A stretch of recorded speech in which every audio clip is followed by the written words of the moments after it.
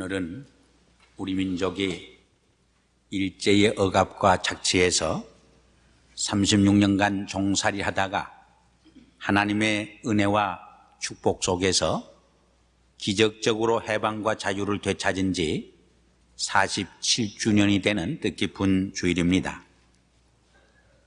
이 뜻깊은 광복주의를 앞두고 금년에는 두 가지 경사스러운 일이 있었음을 우리는 기쁘게 생각을 합니다. 하나는 지난 8월 9일 바르셀로나 올림픽의 마지막 꽃이라고 불리우는 마라톤 경기에서 우리의 황영조 선수가 당당하게 금메달을 획득하는 영광이었습니다. 두 번째는 우리 별 1호의 우주위성을 규모는 적지만은 성공적으로 발사한 일이라고 생각합니다. 특별히 바르셀로나에서 열렸던 금년도 올림픽 경기에서는 첫 번째 금메달도 우리 한국이 따게 되었고, 마지막 마라톤에서도 우리의 황 선수가 금메달을 획득했던 일은 국내적으로 침체 속에 있는 우리 민족에게 큰 용기와 희망과 기쁨을 안겨다주는 사건이었다고 말하지 않을 수 없습니다. 56년 전 8월 9일 같은 날 송기정 선수가 백림에서 1등을 함으로 금메달을 탔지만은 그 가슴에는 태극기를 달지 못하고 일장기를 달고 일장기가 백림 하늘에 오르게 되었을 적에 우리가 맺어졌던 그 원한을 이번 기회에 풀었다고 생각하니까 얼마나 통쾌한 일인지 알 수 없습니다. 무엇보다도 1, 2등을 다투던 일본 선수를 물리치고 우리의 황 선수가 마지막 골인을 앞둔 몇 킬로 지점에서 참 당당하게 1등으로 들어오는 모습은 온 국민들에게 큰 감격과 기쁨과 영광을 안겨다 주었습니다. 우리 크리스찬들이 남이 잘 되는 것을 시기해서도 안 되지만은 특별히 일본을 누르고 1등을 할 적에 어떤 분들은 너무 통쾌해서 감격의 눈물을 흘렸다고 합니다. 너무 기뻐서 얼싸안고 춤을 추었다고 합니다. 너무 기뻐서 밖으로 뛰어나가 자기도 달려봤다고 하는 것입니다. 오늘 광복주일에 이렇게 올림픽 이야기를 하는 이유가 두 가지 있습니다.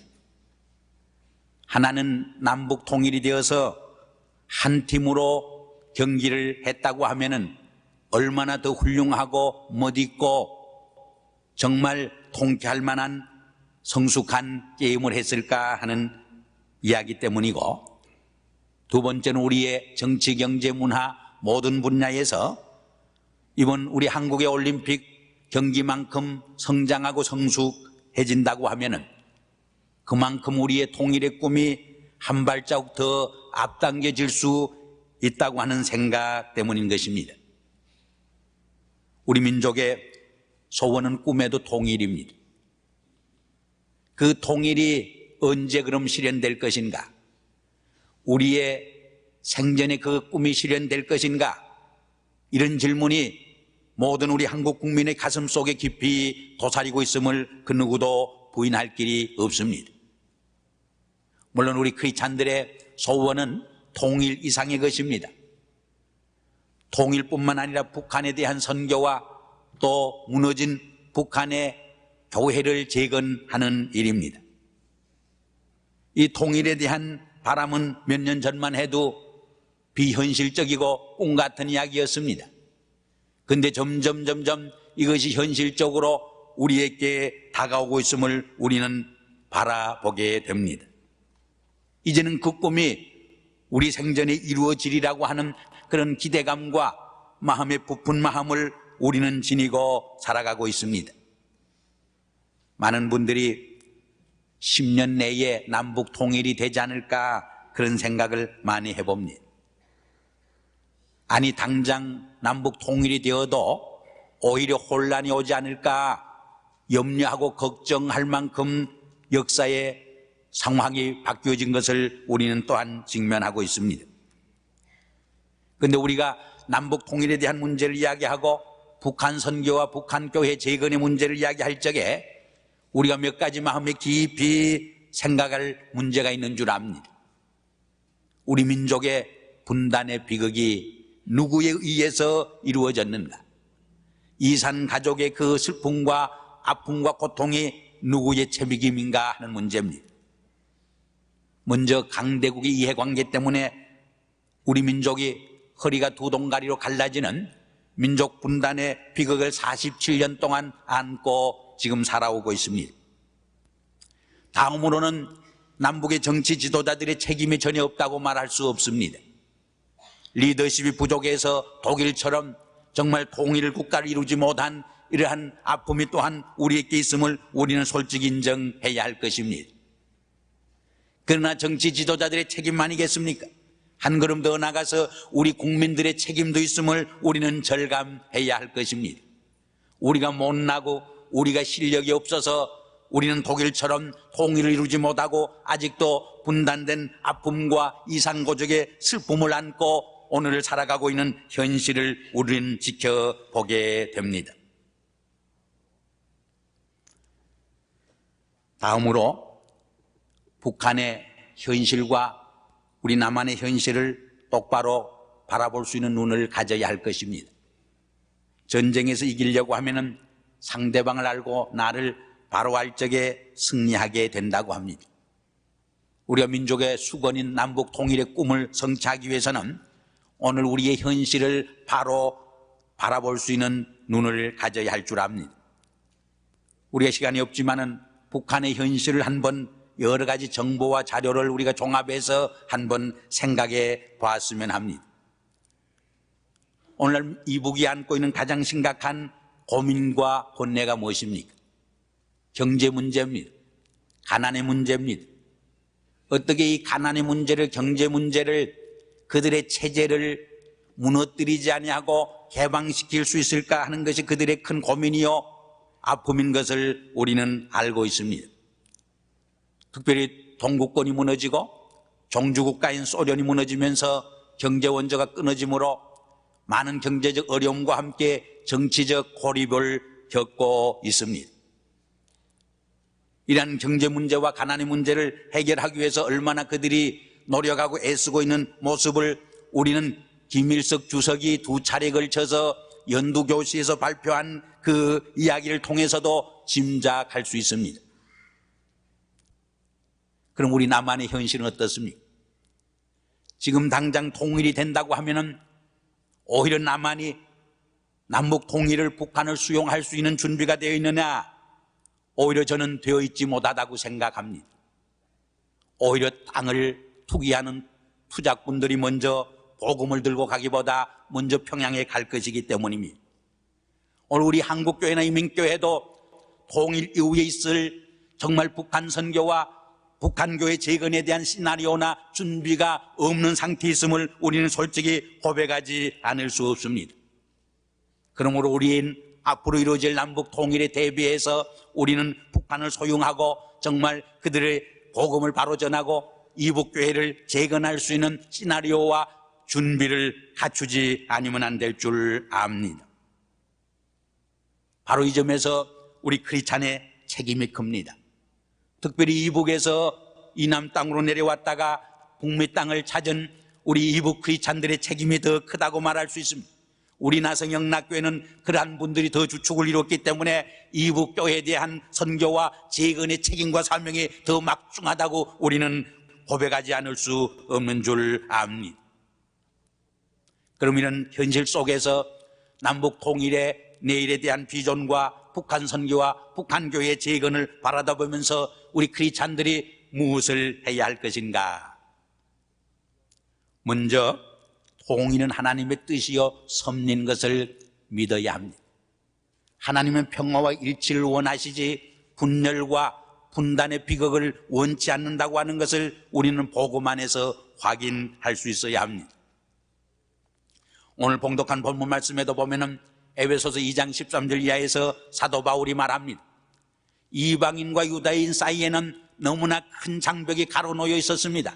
그러나 예수 그리스도의 십자가의 보혈로 말미암아 이 둘이 복음 안에서 그리스도 안에서 한 몸을 이루게 되었다고 선포하는 말씀을 읽을 수 있습니다. 우리는 복음 안에서 이방인과 유대인이 하나로 뭉칠 수 있다고 하면은 한 민족이 한 피인 우리 민족이 왜 복음 안에서 그리스도 안에서 십자가 안에서 하나로 결합될 수 없다고 하는 말입니까? 인간적으로 생각할 적에 여러 가지 어려움이 있습니다. 그러나 그리스도 안에서 복음 안에서 우리 분단된 조국이 하나로 뭉칠 수 있고 결합될 수 있고 통일될 수 있다고 하는 믿음과 확신을 우리는 버리지 말아야 합니다. 이것이 우리에게 주어진 놀라운 하나님의 책임이며 명령인 것을 우리는 인정해야 할 것입니다.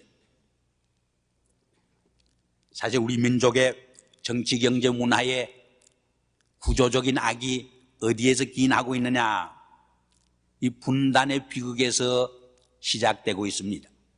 그러므로 우리 한국의 남한과 북한의 모든 악의 문제를 푸는 열쇠가 바로 통일의 문제에 연관된 것을 우리는 망각하지 말아야 합니다.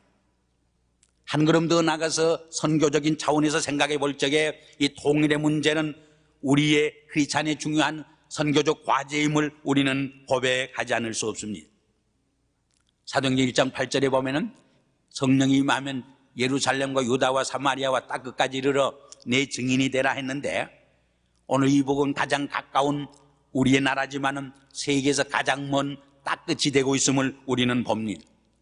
우린 세계 도처에 가서 복음을 전해야 하지만은 북한 땅에 복음을 전해야 하고 북한의 2천만의 우리 교회를 그리스도 안에서 구원해야 할 책임과 사명이 우리 크리스찬들에게 메워져 있음을 우리는 다시 한번 확인할 수 있어야 할 것입니다.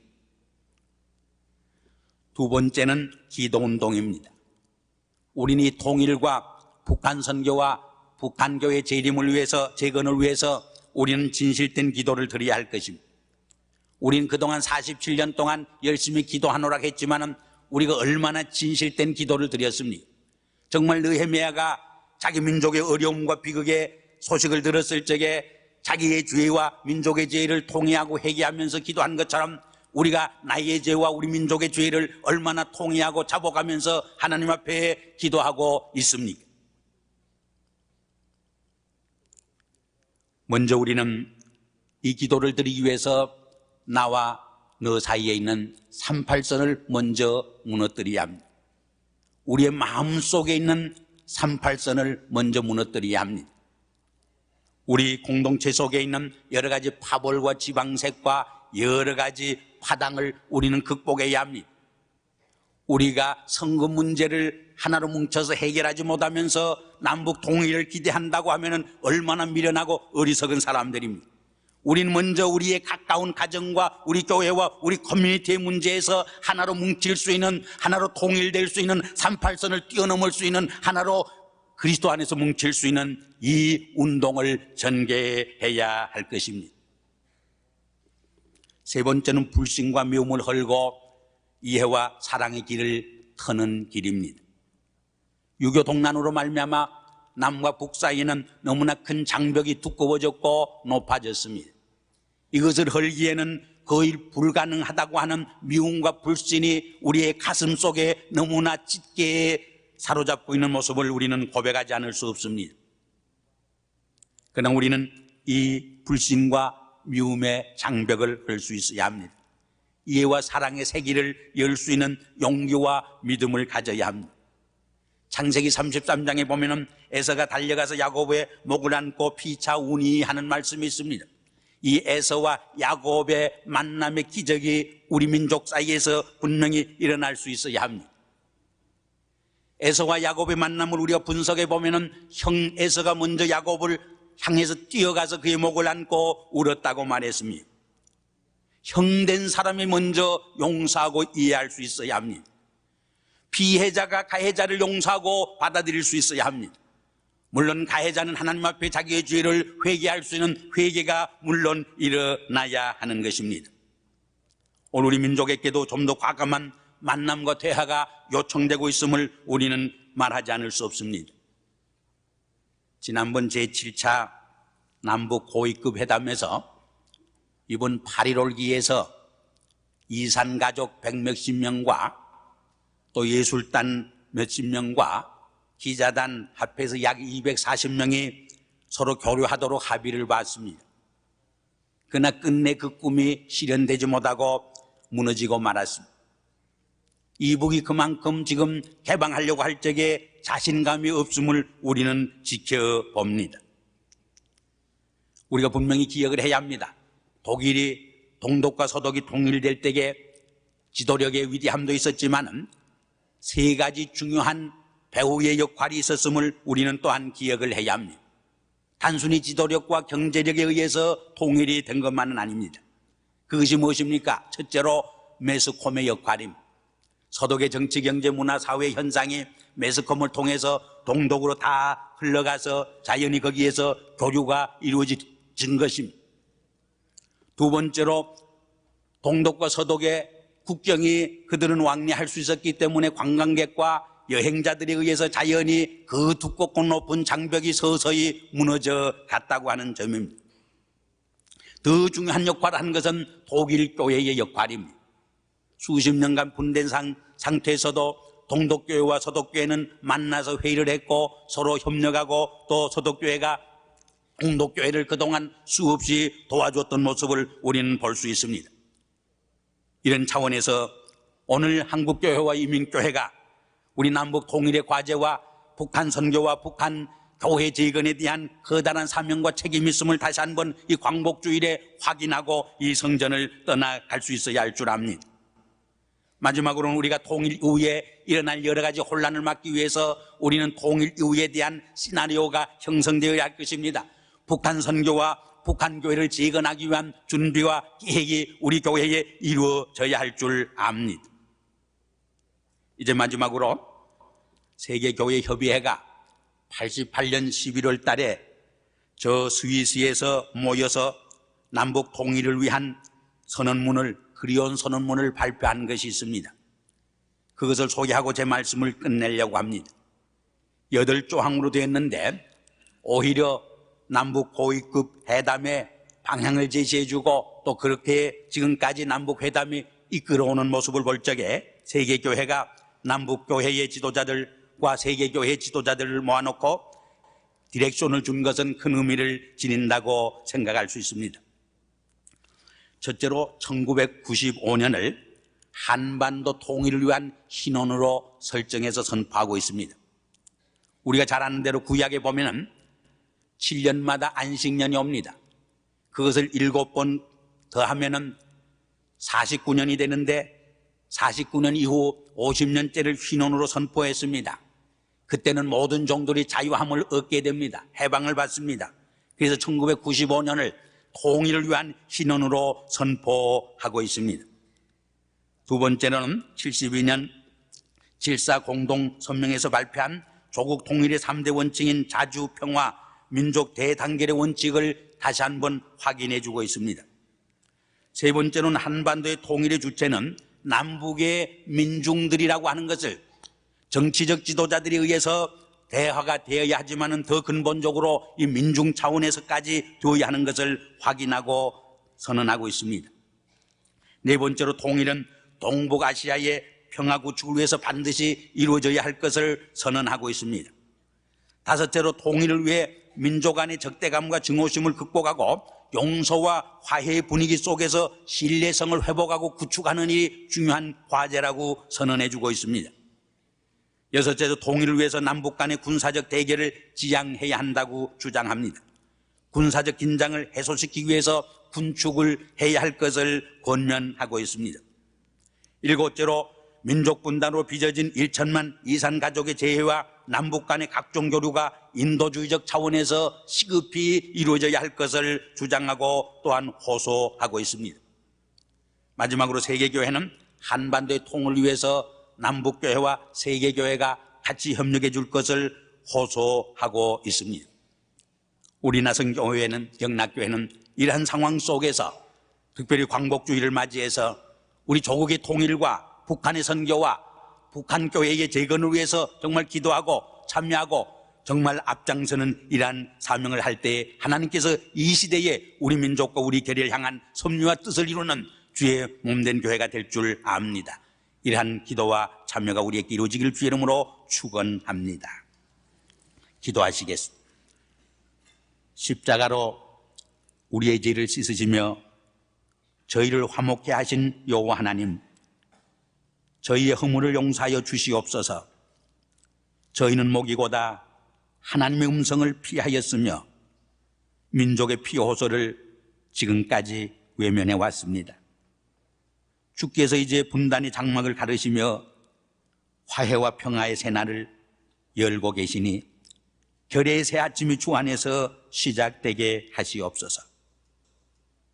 종의 멍에를 벗겨주신 지 50년, 희년의 기쁨이 넘치는 그날에는 흩어진 한 핏줄이 같이 모이고 남북의 어린아이들이 함께 뛰놀며 나누인 붓볼을 터서 하나의 강으로 흐르게 하시옵소서. 오 주님, 해방의 50년, 희년의 그날에는 정의가 강물처럼 흐르게 하시고 평화의 종소리로 하늘을 채우소서. 희년의 소망이 새벽별처럼 빛나게 하시옵소서. 역사의 주인이신 하나님, 저희들 앞에는 아직도 많은 장애물이 가로놓여 있습니다. 자만하지 않게 하시고 지혜와 용기로 기도와 신앙으로 풀어가게 하시옵소서. 더 이상의 결의의 시련이 없도록, 더 이상의 갈라짐이 없도록 겸손하고 상가 조심하여 끊어진 허리를 잇고 무너진 민족의 정기를 다시 세울 때까지 남누리 북누리 하나 되기까지, 그리하여 마침내는 이 땅에 하나님의 나라가 이루어지기까지 성령이여 오시옵소서. 민족의 통일을 주여 도와주시옵소서. 남북과 미주의 성도들이 이 일에 하나 되게 하시옵소서. 예수 그리스도 이름으로 간절히 기도드리옵나이다. 아멘.